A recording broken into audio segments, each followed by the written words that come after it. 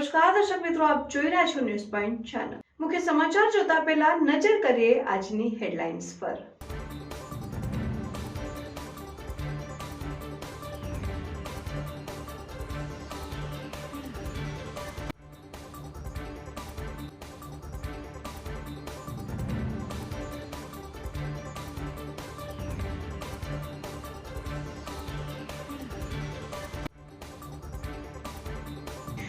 પાલનપુર નગરપાલિકાનું સાધારણ સભા યોજાઈ। 2.5 વર્ષ પૂર્ણ થતા નવીન સમિતિના ચેરમેનોની વરણી કરાઈ।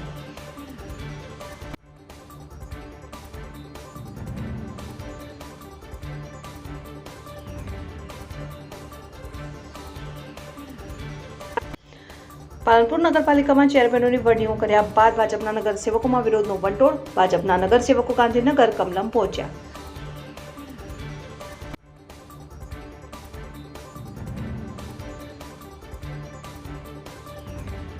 જમ્મુ તાવી એક્સપ્રેસ ટ્રેનમાં બોમ્બ હોવાના મામલામાં પાલનપુર રેલવે સ્ટેશન પોલીસ કાફલામાં ફેરવાયો। ડોગ સ્ક્વોડ અને પોલીસ દ્વારા સઘન ચેકિંગની કામગીરી હાથ ધરાઈ।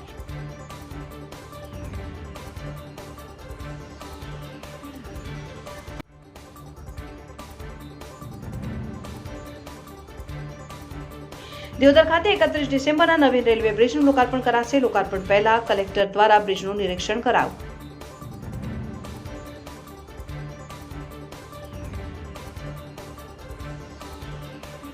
નમસ્કાર દર્શક મિત્રો, ન્યૂઝ પોઈન્ટ ચેનલમાં આપનું હાર્દિક સ્વાગત છે। હવે જોઈએ સમાચાર વિગતવાર। બનાસકાંઠામાં ડીસાની કસ્તુરબા ગાંધી વિદ્યાલયની ગરીબ અને મધ્યમ વર્ગની વિદ્યાર્થીનીઓને વોર્ડન દ્વારા વિવિધ પ્રકારના કામ કરાવીને માનસિક ટોર્ચર કરાતા વિદ્યાર્થીનીઓ સહિત વાલીઓએ ભારે વિરોધ દર્શાવ્યો। બનાસકાંઠામાં ડીસાની કસ્તુરબા ગાંધી વિદ્યાલયની ગરીબ અને મધ્યમ વર્ગની વિદ્યાર્થીનીઓને વોર્ડન વિવિધ પ્રકારના કામ કરાવી માનસિક ટોર્ચર સહિત આજે વિદ્યાર્થીનીઓ સહિત વાલીઓએ ભારે વિરોધ દર્શાવ્યો હતો। બનાવને પગલે જિલ્લા શિક્ષણાધિકારી, સ્થાનિક પોલીસ, શહેર મામલતદાર સહિતની ટીમો વિદ્યાલયમાં પહોંચીને વિદ્યાર્થીનીઓની રજૂઆત સાંભળી આગળની કાર્યવાહી હાથ ધરી હતી। ડીસામાં ટીસીડી ગ્રાઉન્ડ પાસે કસ્તુરબા ગાંધી વિદ્યાલય આવેલી છે, જ્યાં અંતરિયાળ વિસ્તારની ગરીબ અને મધ્યમ વર્ગની દીકરીઓને સરકાર વિનામૂલ્યે અભ્યાસ કરવાની સાથે સાથે રહેવાની પણ વ્યવસ્થા કરી છે અને અત્યારે અહીં 100 જેટલા વિદ્યાર્થીનીઓ અભ્યાસ કરી રહી છે અને છેલ્લા ઘણા સમયથી વોર્ડન જ્યોતિ દરજી દ્વારા વિદ્યાર્થીનીઓને ખૂબ જ હેરાન કરવામાં આવે છે અને વિદ્યાર્થીનીઓ પાસે વિવિધ પ્રકારના કામ કરાવે છે, જેના જન્મદિવસની ઉજવણી માટે વિદ્યાર્થીનીઓ પાસેથી પૈસા ઉઘરાવી છે। એટલું જ નહીં પરંતુ વોર્ડનનો પતિ પણ શાળામાં રોજ અવરજવર કરતો હતો, ત્યારે વારંવાર વોર્ડનના માનસિક ટોર્ચર અને તેનો પતિ પણ બિન અધિકૃત રીતે શાળામાં અવરજવર કરતો હોવાથી કંટાળેલી વિદ્યાર્થીનીઓ અને વાલીઓએ આજે ભારે હંગામો મચાવ્યો।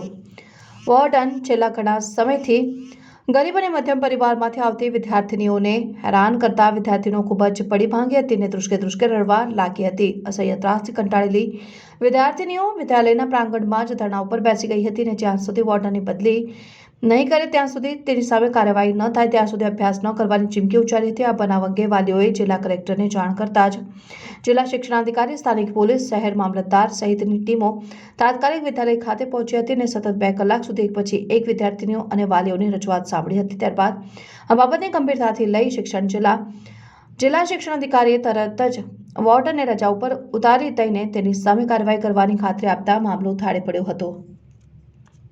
બધા રીતે માનસિક રીતે ત્રાસ આપી આટલી છોકરી ત્યારે જાય અને રાતના 12 વાગે મન બોલાવી અને મારા ફ્રેન્ડે એક બોલાવી પૂછી આ ચૌધરી રસીલા મારી શું વાતું કરે, શું માસી જોડે કરે, એટલે આવું બધું કરવા મેલી અમે ઊંઘમાંથી ઉઠાડીને અમને બોલાવે અને નફટો નાલાયકો અને જખ મારવા એ ટાળું તો અમને બોલતા જ નહીં। અમે તો મા બાપે ઘરે આવું બોલતા નહીં અને ઓકાત ખાલી ખુરશી ઉપર તો આટલે પગ મૂક્યો નથી કે તમારી ઓકાત ખુરશી ઉપર બેહવાની, અમને ઘરે આવું કોઈ બોલતું નહીં।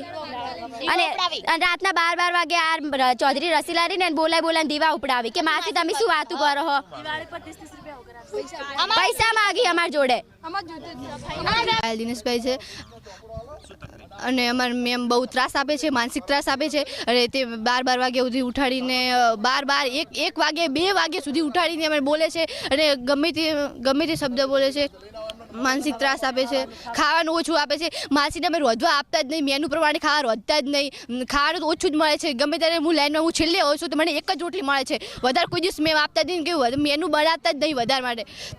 મેમ પૈસા ઉઘરાવે છે. મેમને શું કે પગાર ઓછો નહીં આપતો, સરકાર ઓછા પૈસા આપે છે. અને કંઈક ગમે તે કામ હોય કે ગમે તે ભૂલ હોય તો દંડ ઉઘરાવે, 100 રૂપિયા દંડ ઉઘરાવે. કેમ દંડ ઉઘરાવે? તેમ કે સરકારી વસ્તુ લાવવા માટે. મેમને પૂછીએ કે શું કરવા દંડ ઉઘરાવો, તો કે સરકારી વસ્તુ લાવવા માટે. કેમ સરકાર પૈસા નહીં આપતા સરકારી વસ્તુ લાવવા માટે? પિત્તલ છે અમને મેમ બહુ માનસિક ત્રાસ આપે છે. દિવાલ પર ફટાકા નતા ફોડવા છતાં અમારી જોડે પેલા ફટાકા લવરાયા અને એમના ચમચા બધા કે મેમને બેંક બેલેન્સ 0 છે, પૈસા ઉઘરાવો. પહેલા કે નહીં ઉઘરાવે ને ફટાકા ફોડીને છોકરીઓ એટલે પછી કે 30 રૂપિયા બધી ફરજિયાત આલો. નતા ફોડ્યા, એના જોડે ફરજિયાત પૈસા અમારા જોડે લીધા.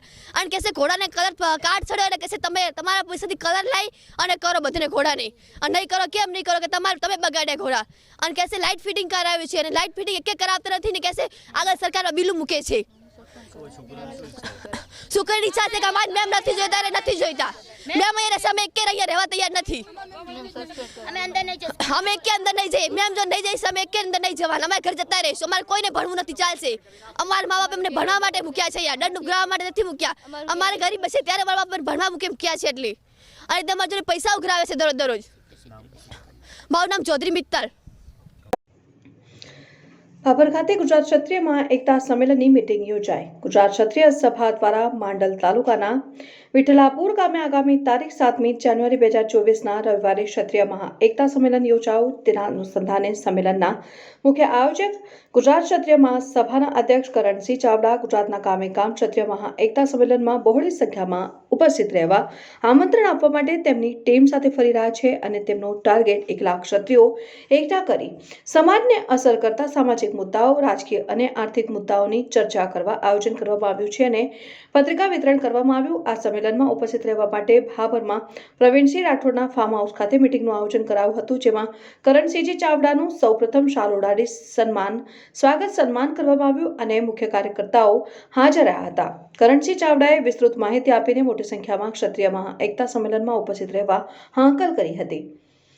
બલુભા રાઠોડ, પ્રવીણસિંહ રાઠોડ, વનરાજસિંહ રાઠોડ, નાથુભા રાઠોડ, થાનસિંહ ચૌહાણ, દલપતસિંહ વાઘેલા, બાબુભા રાઠોડ, પત્રકાર કાંતુભા રાઠોડ, વિક્રમસિંહ રાઠોડ સહિત સમાજના આગેવાનો હાજર રહ્યા હતા.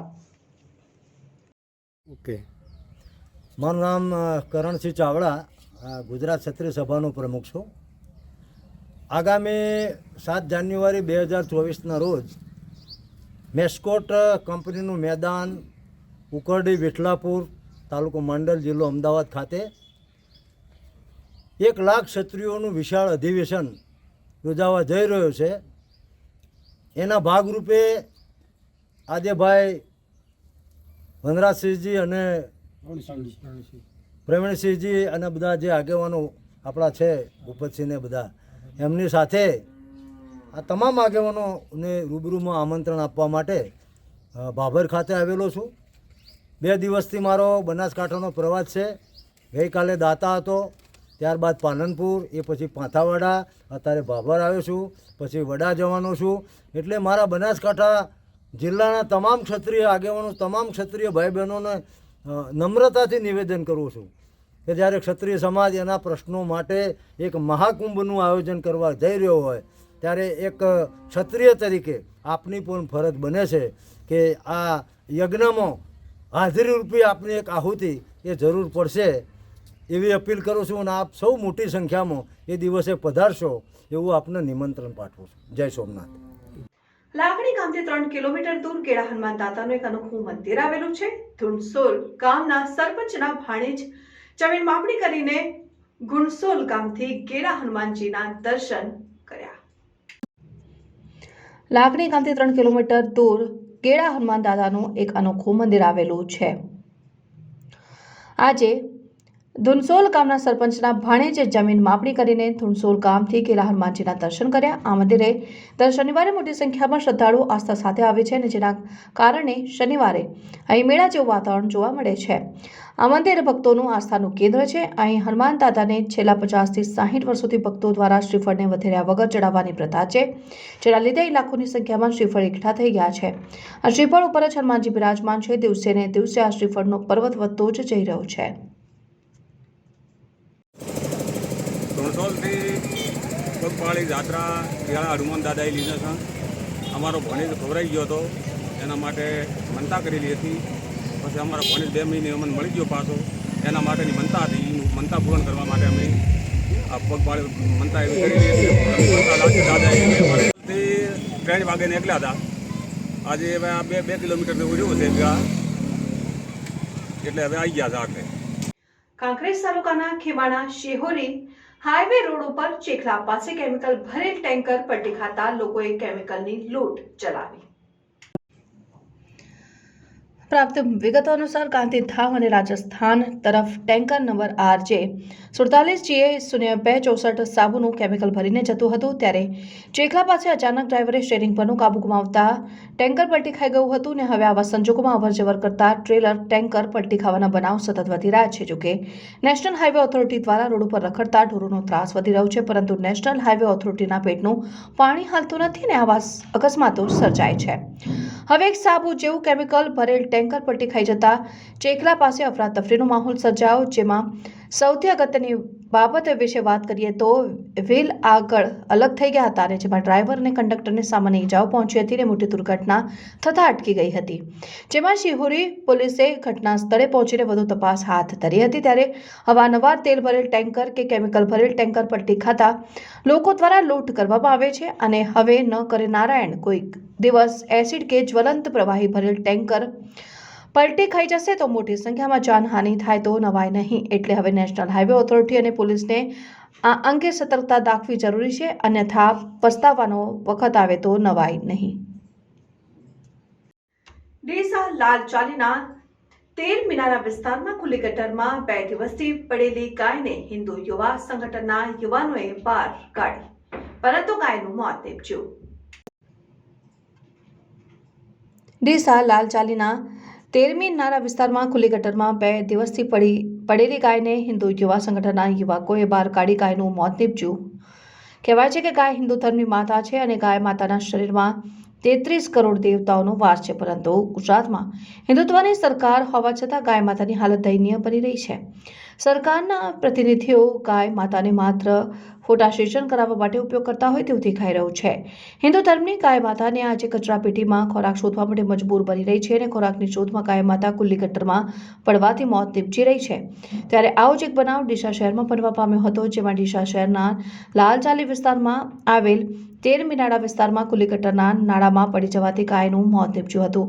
2 દિવસથી આ વિસ્તારમાં એક ગાય બીમાર હાલતમાં હોવાથી હિન્દુ યુવા સંગઠનના સંસ્થાપક નીતિનભાઈ સોની અને દીપકભાઈ કચ્છવા દ્વારા એમ્બ્યુલન્સ બોલાવી સારવાર અપાવી હતી અને બાદમાં ગાય નાળામાં પડવાથી મોત નીપજ્યું હતું અને ખુલ્લી ગટરના નાળામાં પડેલી ગાયને હિન્દુ યુવા સંગઠનના યુવકો દ્વારા ડીસા નગરપાલિકાના JCBના મદદથી બહાર કાઢવામાં આવી હતી. જોકે આ વિસ્તારમાં અસહ્ય ગંદકી અને રસ્તા વચ્ચે થાંભલા નાખેલ હોવાથી ઇમરજન્સી સમયે વાહનો આવવામાં ખૂબ જ મુશ્કેલી પડી રહી છે. ડીસાના તેરમી નાળા લાલચાલી વિસ્તારમાં 2 દિવસ અગાઉ ગટરના ખુલ્લા નાળામાં ગાય પડી ગઈ હતી. આ વિસ્તારના લોકોએ આ અંગે સ્થાનિક તંત્રને જાણ કરી હતી, પરંતુ કોઈ ન આવતા 2 દિવસથી પડેલી ગાયનું મોત નીપજ્યું. આ બનાવ અંગે હિન્દુ યુવા સંગઠનના પ્રમુખ નીતિનભાઈ સોની, દીપકભાઈ કચ્છવાને થતા તેઓએ જીવદયા પ્રેમીઓ અને નગરપાલિકાનું JCB બોલાવીને ગાયને બહાર કાઢવાની મહેનત કરી હતી ને સરકાર સહિત પાલિકા સામે ભારે આક્રોશ વ્યક્ત કરાયો હતો. અને આ વિસ્તારના લોકોના જણાવ્યા મુજબ અહીં 30 ફૂટ પહોળો રસ્તો હોવા છતાં રસ્તા વચ્ચે વીજ થાંભલા અને વીજળી ડીપી નાખી દેવાતા ઇમરજન્સી સમયે એમ્બ્યુલન્સ, JCB મશીન કે ફાયર ફાઇટર જેવા વાહનો આવી શકે તેમ નથી. તેમજ આ વિસ્તારમાં ખુલ્લી ગટરો હોવાથી અસહ્ય ગંદકી રહે છે અને જેથી ગટર ઉપર ઢાંકણા નાખવા માટે સ્થાનિકો સહિત જીવદયા પ્રેમીઓ દ્વારા માંગ કરવામાં આવી રહી છે. નવીન બનેલ બ્રિજને 31 ડિસેમ્બરે ખુલ્લો મુકાશે. કલેક્ટર વરુણ કુમાર બરનવાલે નવીન બ્રિજની મુલાકાત લીધી.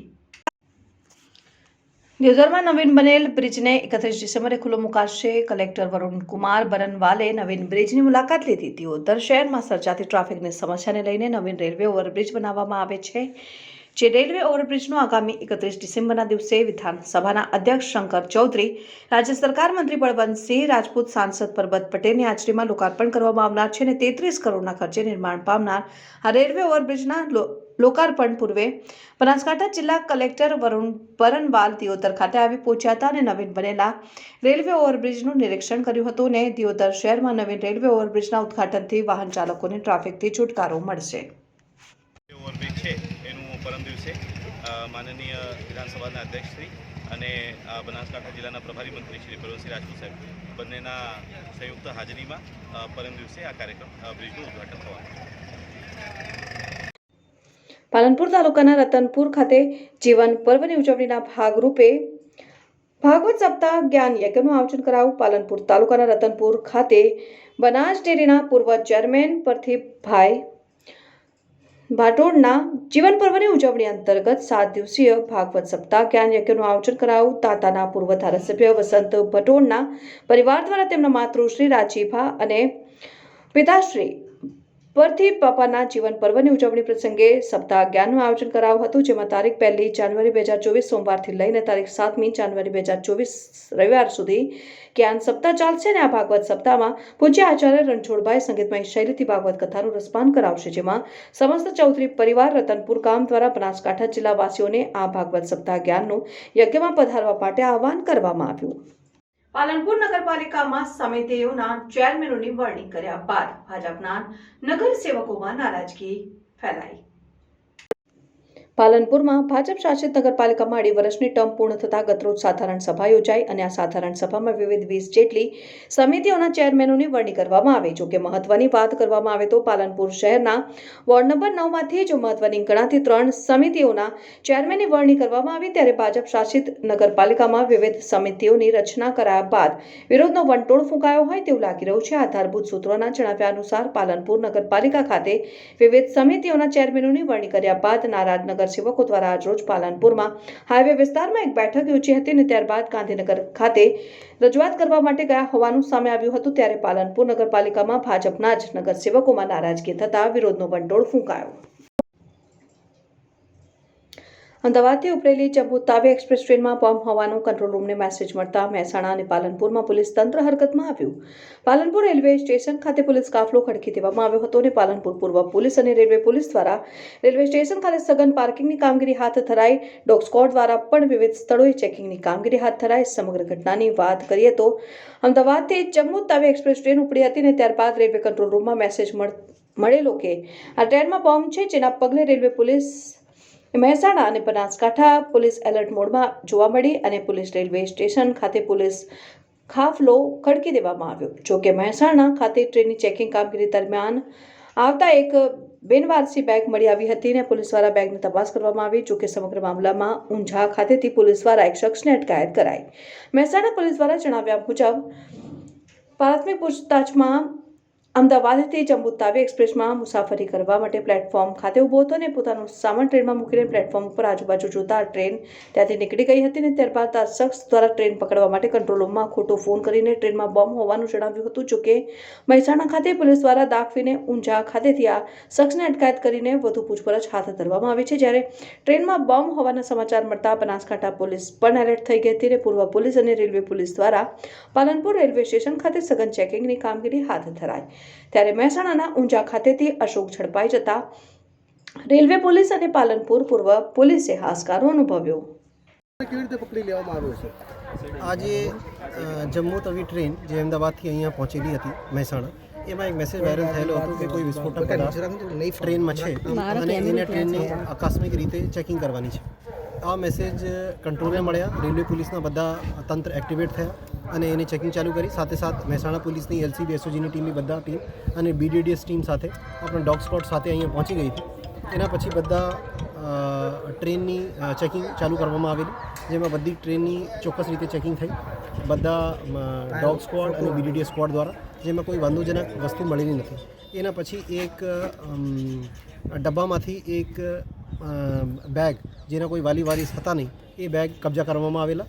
એમાં પોલીસને આગળ બી તપાસ ચાલુ રાખી અને એના પછી જે કંટ્રોલમાં જે નંબરથી ફોન આવ્યો હતો એવી રીતેના વિસ્ફોટક વાંધાજનક પદાર્થનો એમાં એની લોકેશન ટ્રેસ કરવામાં આવેલી, જેમાં એની લોકેશન મહેસાણાની આવતી હતી. તો થોડા શક લાગતો હતો કે એ માણસ કદાચ અમદાવાદથી અહીંયા પહોંચેલા છે. એના પછી એના ફોન વચ્ચે બંધ થઈ ગયા, પર પોલીસને આપણી તપાસ ચાલુ રાખી અને જો બેગ મળેલા હતા એમાં એક એડ્રેસ અને એક મોબાઈલ નંબર હતો. એના આગળ તપાસ કરવામાં આવેલી તો જે માણસને એમાં જો પેકેજ હતો એને એ પેકેજ જેને મોકલાયા હતા એના એક નંબર હતો જેનાથી ખબર પડી જે માણસ જેના પેકેજ છે એના નંબર શું છે. પછી એ નંબર પર વાત કરી એના ખબર પડી કે આ માણસ મહેસાણા આવી રહ્યા છે. એના પછી ફરીથી પોલીસને જ્યારે એની લોકેશન ટ્રેસ કરી તો એની લોકેશન ઊંઝાની આજુબાજુ આવતી હતી અને એ પોલીસને આ લાગતો હતો કે જો પાછળ એક પુરીની જો ટ્રેન આવે છે એમાં કદાચ આ માણસ છે. એના પછી પોલીસની એક બીજી ટીમ ત્યાં ઊંઝા પોલીસ સ્ટેશન પહોંચી ગઈ હતી જેમાં એ માણસની ફોટો આપણે વોટ્સએપની આધારે મળી ગઈ હતી અને એના પછી આ માણસની ટ્રેનમાંથી ધરપકડ કરવામાં આવેલી છે.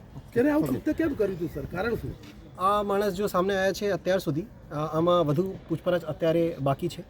અત્યાર સુધી જો સામે આવ્યા છે એમાં આ લાગે છે કે એ માણસ અમદાવાદ હતો, સ્ટેશન પર હતો અને એના સામાન રાખીને એ આજુબાજુ પ્લેટફોર્મ પર ફરતો હતો જ્યારે એની ટ્રેન નીકળી ગઈ. એના પછી જ્યારે એની ટ્રેન નીકળી ગઈ તો એને ટ્રેન મહેસાણાથી પકડવાની હતી તો એને એવી રીતેના મેસેજ કરી દીધું કે ભાઈ આ ટ્રેનમાં એવી રીતેની વાંધાજનક વિસ્ફોટક વસ્તુ છે જેથી ટ્રેનની ચેકિંગ વેકિંગ બધું ચાલે અને એને ટાઈમ મળી જાય કે મહેસાણા આવીને આ ટ્રેન પકડી શકે. ઓકે. બનાસકાંઠા જિલ્લા શિક્ષણાધિકારીની બદલી કરાઈ. જિલ્લા શિક્ષણાધિકારીની પાટણ ખાતે બદલી કરવામાં આવી. રાજ્યના શિક્ષણ વિભાગ દ્વારા સમગ્ર રાજ્યમાં શિક્ષણ વિભાગમાં ફરજ બજાવતા અધિકારીઓની ભરતી અને બદલીના ઓર્ડર કરવામાં આવ્યા છે, જેમાં બનાસકાંઠા જિલ્લામાં શિક્ષણાધિકારીની કચેરી ખાતે જિલ્લા શિક્ષણાધિકારી નરેન્દ્રસિંહ ચાવડાની બદલી કરવામાં આવી. નરેન્દ્રસિંહ ચાવડાને પાટણ ખાતે જિલ્લા પ્રાથમિક શિક્ષણ અધિકારી તરીકે મૂકવામાં આવ્યા છે અને તેમની જગ્યાએ બનાસકાંઠા જિલ્લા શિક્ષણાધિકારી તરીકે મહેસાણાથી હિતેશ પટેલે મૂકવામાં આવ્યા છે. આ હતા અત્યાર સુધીના સમાચાર. હવે પછીના સમાચાર માટે જોતા રહો ન્યૂઝ પોઈન્ટ ચેનલ. નમસ્કાર.